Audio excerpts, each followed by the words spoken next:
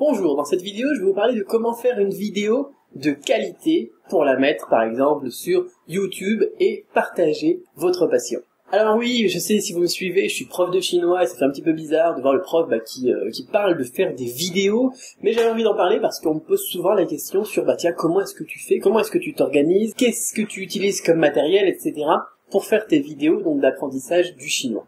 Alors comme je réponds aux autres questions, que ce soit sur entretenir la bonne santé, ou bien alors sur tout ce qui est cerveau, optimisation du cerveau pour mieux apprendre le chinois par exemple, j'ai décidé de partager avec vous aujourd'hui aussi quelques conseils pour faire des vidéos. Et d'ailleurs, si vous aussi vous apprenez quelque chose, peu importe que ce soit du chinois ou autre chose, le partagez votre apprentissage, expliquez ce que vous savez faire, ce que vous connaissez, comme par exemple le chinois ou autre chose, c'est le meilleur moyen de s'assurer que vous maîtrisez vos bases à fond.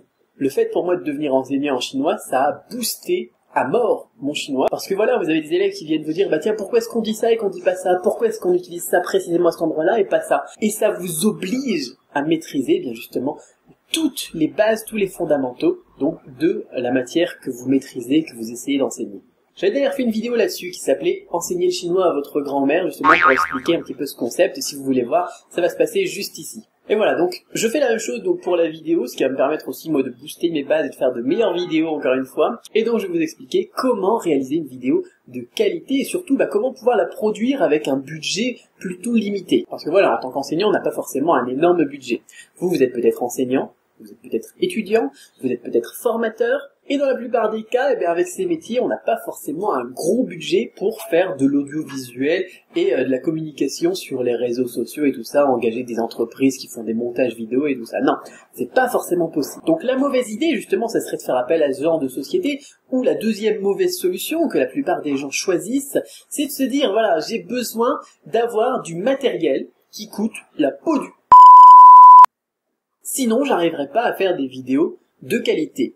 Et du coup, les vidéos, elles ne sont pas regardées, les gens ne vont pas s'intéresser, etc. Donc on a plusieurs erreurs là-dedans.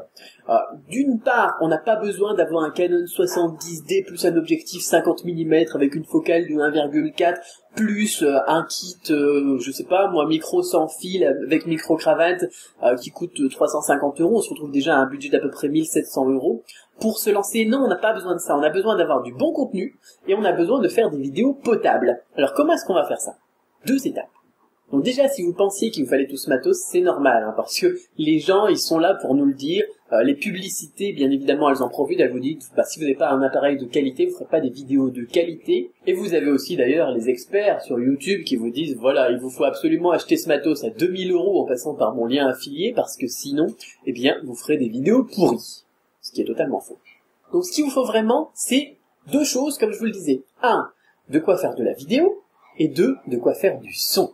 Alors, première chose, pour la vidéo, vous avez besoin juste d'un caméscope, ou d'une caméra, ou d'un appareil photo qui permettent de faire du HD, c'est-à-dire de la résolution de 1280 par 720. C'est quand vous avez, par exemple, sur YouTube, la sélection de la qualité de la vidéo, c'est le 720p. Pas besoin d'aller au-dessus quand vous démarrez, pas besoin du tout. Du tout. Quand je me suis lancé, j'ai acheté pour environ une 60aine € un caméscope HD qui faisait très bien le travail. Il est là, il est un petit peu cassé par exemple avec ça se casse voilà. Et en plus on avait l'appareil photo en cadeau. Alors lui il fait pas du HD pour la vidéo, mais ça permettait de pourquoi pas faire une prise avec un deuxième angle de la vidéo et se rajouter un truc en noir et blanc. Enfin c'était moins qualitatif, mais ça permettait de varier les plaisirs. Mais déjà pour ça j'avais un caméscope, c'est de la marque Samsung. Donc, qui fait du HD tout simplement. Maintenant, on a du Full HD, on a du 4K, etc. Pas besoin pour commencer. Commencez avec ça. Vous avez d'ailleurs d'autres choses qui marchent très bien. C'est ce genre de choses-là.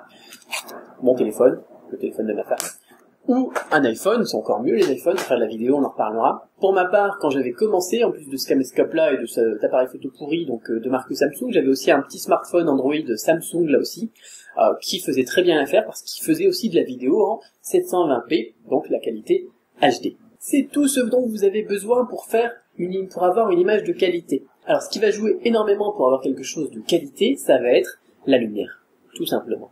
C'est-à-dire que même si vous avez la caméra la plus pourrie du monde qui date des années 90, et d'ailleurs j'avais fait des tests avec une vieille caméra 3 mégapixels qui datait des années 90, et que vous allez dehors, vous aurez une excellente image, bien plus qualitative que quelqu'un qui va faire, eh bien, dans sa chambre avec pas de lumière, pas de fenêtre, rien du tout, juste une petite ampoule au plafond avec un réflexe numérique. Vous aurez une meilleure qualité.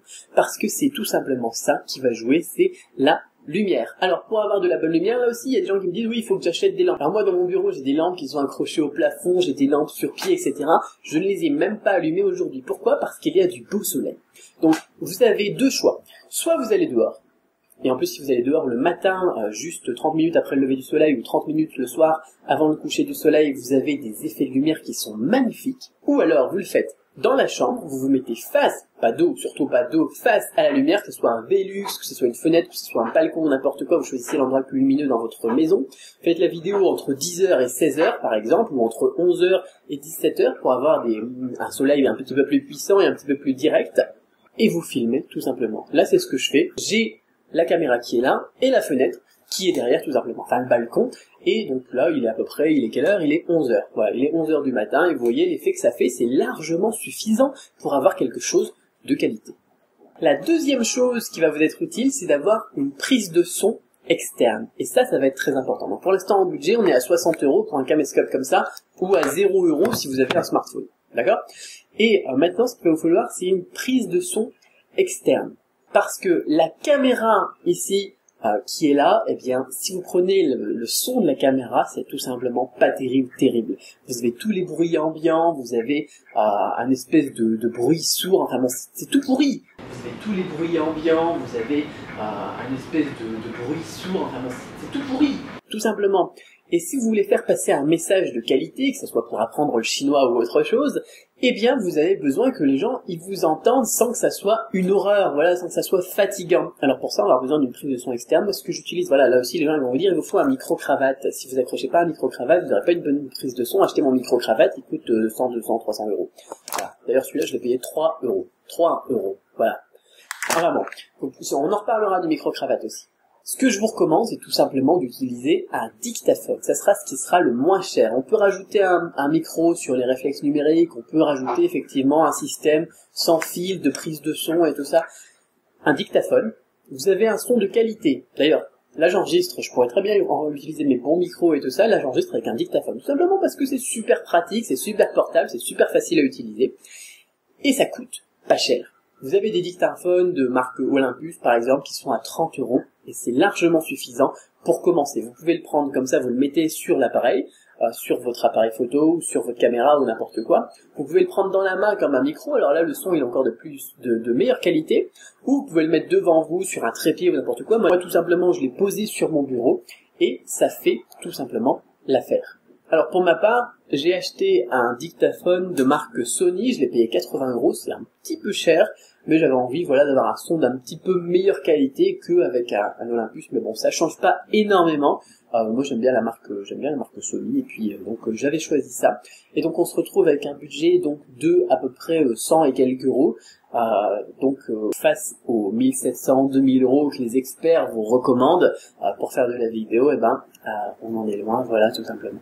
Et vous pouvez voir le résultat que ça donne. Alors là, ça, c'est pris avec un appareil photo d'un peu meilleure qualité, mais c'est tout simplement la même chose. J'ai fait des vidéos aussi avec rien qu'avec l'iPhone, par exemple, qui donnent des résultats super. Voilà, donc après, bien évidemment, on a tout ce qui est montage aussi. Tout ce qui est montage, on pourra en reparler là aussi. On a aussi la synchronisation du son du dictaphone avec, le son de la caméra et tout ça. On a des logiciels gratuits qui permettent de le faire. On a des logiciels qui coûtent pas cher qui permettent de le faire. Et ça suffit. Alors, tout ce qui compte maintenant, si vous voulez vraiment partager votre passion, si vous voulez vraiment faire de la vidéo, si vous voulez vraiment vous y mettre, c'est d'avoir une solution pas chère, potable, et surtout qui vous permette de faire des vidéos souvent. Parce que si vous vous dites, voilà, je vais lancer une chaîne, mais il me faut tout le matos, il faut que j'installe tout à chaque fois, etc., vous allez très vite procrastiner. On a déjà parlé de la procrastination aussi, si vous le suivez pour le chinois. Et vous n'allez tout simplement pas en faire. Moi, j'en ai fait parfois une vidéo par jour. Là, je suis à peu près à une vidéo tous les 2-3 jours. Ce qui est énorme. Ça me permet de publier des centaines de vidéos, alors que on a des concurrents qui en publient une tous les 3 mois ou une tous les ans. Parce que voilà, c'est tellement de boulot pour eux qu'ils en font plus. Et vous n'avez plus, maintenant, qu'à vous lancer. Voilà. allez-y, dites-moi eh bien quelle est votre chaîne, de quoi vous parlez dans les commentaires ici sur YouTube, et puis moi j'irai voir un petit peu si jamais vous voulez que je vous donne des conseils, même si je suis pas vraiment un expert, voilà, je suis un débutant moi, je suis vraiment pas un expert, c'est ça qui est génial, c'est que j'ai peut-être les mêmes problèmes que vous, j'ai fait face aux mêmes difficultés que vous, et je suis pas encore un gars voilà complètement pédant qui dit ouais si t'as pas ton filtre ND sur ton appareil photo ça va rien donner quoi. Non, moi je suis un gars tout simplement normal, et du coup si vous voulez échanger avec moi sur la production de vidéos pour des gens normaux, eh bien n'hésitez pas donc dans les commentaires à m'en parler. Voilà, je ferai quelques vidéos comme ça, mais bon, on va rester concentré sur le chinois. D'ailleurs, j'ai une question à laquelle je vais répondre aujourd'hui. Je vous invite tout simplement à voir ici la nouvelle question du jour pour eh bien les gens qui sont intéressés par